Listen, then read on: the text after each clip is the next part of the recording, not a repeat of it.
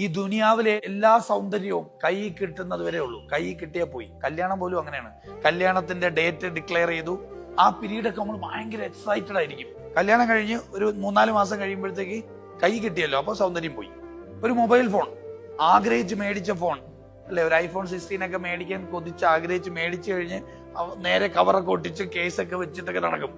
ഒരാഴ്ച കഴിയുമ്പോഴോ നമ്മുടെ പിള്ളേരെ അപ്പുറത്തും ഇപ്പുറത്തോട്ട് എറിയുന്ന കാണാം. കൈ കിട്ടിയ പോയി.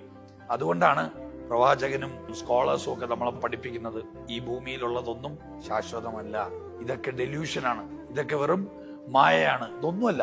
അതല്ലേ സത്യമല്ലേ? എന്ത് കിട്ടിയാലും നമുക്ക് കിട്ടിക്കഴിയുമ്പോൾ അതൊന്നുമല്ലാന്ന് തോന്നും. കിട്ടുന്നത് വരെ ഉള്ളൂ ആ പറയുന്ന ഒരു പിടപ്പ്.